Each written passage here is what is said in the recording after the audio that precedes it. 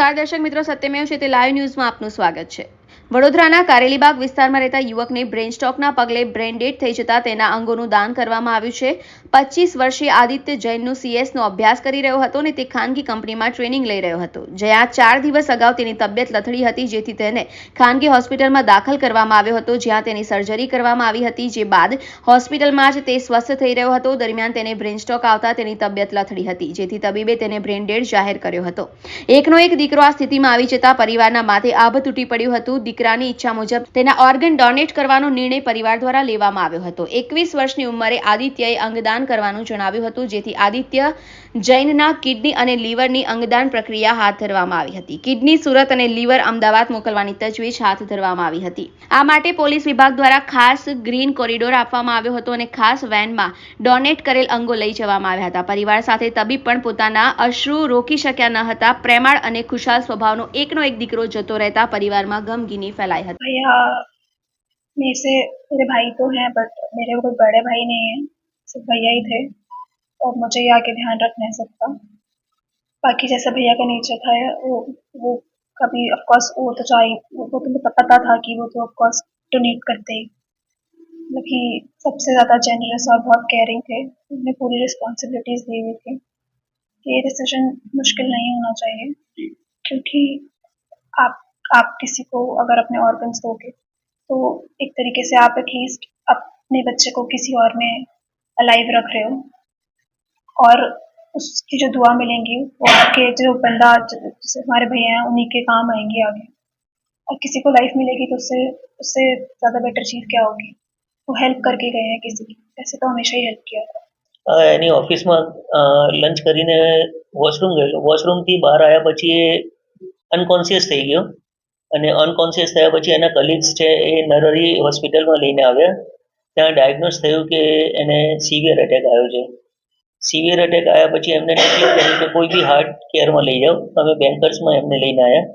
બેન્કર્સમાં આવ્યા પછી MRI અને CT સ્કેનના રિપોર્ટમાં ખબર પડી કે જે તમારો હાર્ટનો ક્લોટ હતો એ બ્રેન સ્ટેમમાં જતો રહ્યો છે અને ત્યાંથી પછી એ સર્જરી કરવામાં આવી, એટલે ક્લોટને કાઢવામાં આવ્યો।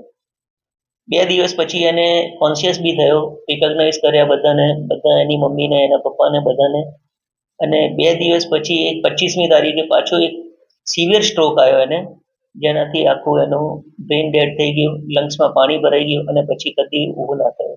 પરિવારે નિર્ણય એ લીધો કે જે છોકરાની ઈચ્છા હતી શરૂઆતથી કે હું જ્યારે બી કરીશ, જ્યારે બી મારું આવું થશે ત્યારે હું ઓર્ગન ડોનેટ કરીશ।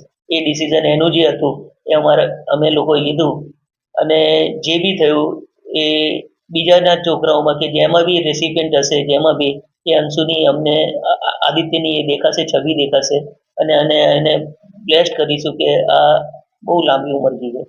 હું તો બધા પેરેન્ટ્સને એક જ વસ્તુ કહેવા જાઉં છું કે આમાં કશું થતું નથી, ઓર્ગન ડોનેટ કરવા જોઈએ। જ્યાંથી જે બિચારા એકદમ ક્રિટિકલ છે, જે સિવિયર છે, જેનાથી તમારા ઓર્ગનથી જેની જાન બચી શકતી હોય, તો એવા ડિસિઝન બધાએ લેવા જોઈએ। આમાં કોઈ હાર્ડનેસ નથી, હાર્શ નથી। તમારા એમએ ડેથ થયા પછી કોઈ કામનું છે નહીં, તો ઓર્ગન બીજાની જો જિંદગી આપી શકતા હોય તો એ સ્ટેપ 100% લેવો જોઈએ, અવેર થવું જોઈએ, બધાએ જાગૃત થવું જોઈએ। સંજીવ જૈન। ડૉક્ટર પારુલ માનકર ફ્રોમ પારુલ મેટલ ગ્રુપ ઓફ હોસ્પિટલ। આજનો મામલો એ છે કે એક સુખ અને દુઃખ બે ઘટનાઓ આજે છે। અમારા પેશન્ટ 25 વર્ષનું આદિત્ય જૈન કે જેને બ્રેન ડેડ થયું હતું, એના રિલેટિવે અને એને પોતે એક ખૂબ જ પ્રશંસનીય કામ કર્યું છે કે એમને જ્યારે એમનું બાળક આજે દુનિયામાં નથી રહ્યું ત્યારે બાળકના અંગોનું દાન કર્યું છે। આદિત્ય હવે આપણી વચ્ચે નહીં રહે, પણ આ જે અંગો છે એને 4 માણસનું જીવનદાન મળશે, 4 વ્યક્તિઓ એક નવું જીવન ચાલુ કરી શકશે, અને એ દ્વારા આદિત્ય આપણી બધાની વચ્ચે રહેશે। આ દેહ તો હવે અગ્નિ સંસ્કાર કરીને કે કોઈ પણ રીતે એનું અસ્તિત્વ તો જતું જ રહેવાનું છે, પણ આ એના પેરેન્ટ્સ અને એનું પોતાનું આ અદ્ભુત ડિસિઝન છે કે આ એક સેલ્ફલેસ ડિસિઝન છે કે ભલે હું નથી પણ મારા અંગો હું કોઈને આપીને મદદરૂપ થઉં, અને કરોડો રૂપિયા આપીને પણ આપણે કોઈ જિંદગી એક ક્ષણ પણ વધારી નથી શકતા। તો આદિત્યએ તો 4 જિંદગી બચાવી છે, તો એને અને એના ફેમિલીને સલામ। આદિત્ય જેવો બાળક કે જેને 22 વર્ષની ઉંમરે જ નક્કી કર્યું હતું કે હું પણ ડોનેટ કરીશ, હું પણ મારા અંગ બીજાને આપીશ, એ પ્રશંસનીય છે અને અનુકરણનીય છે.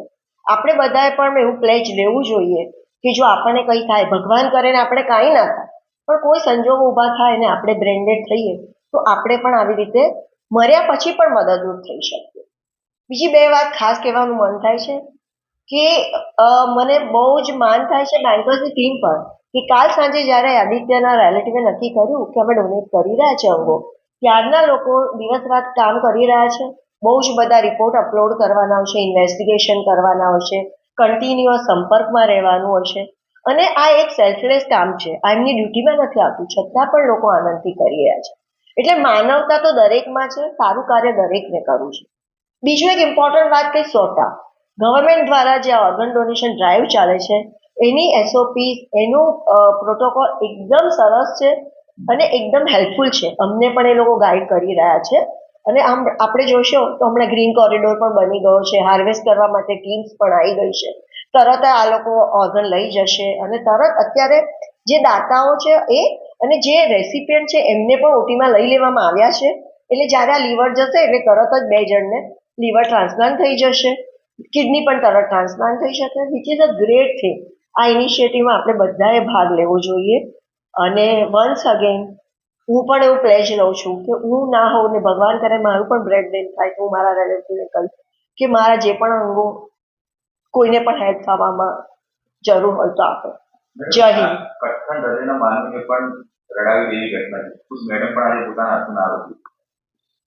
ખરેખર એક હોનહાર બાળક કે જે આટલું બધું ભણેલો ગણેલો છે, જે આટલું હેલ્પફુલ છે, જેને ભવિષ્ય જોયું જ નથી, એના કેટલા સપના છે, કંપની સેક્રેટરીના રિઝલ્ટની રાહ જોવે છે, એના મમ્મી પપ્પાના આંખનો એ તારો છે અને એ જ્યારે આ જગત છોડીને જતો રહે તો કોને દુઃખ ના થાય. આજે અમારા આખા હોસ્પિટલમાં એકદમ શોકમય વાતાવરણ છે કે છેલ્લી ક્ષણ સુધી બધાને એવું હોય કે આપણે હેલ્પ કરીએ.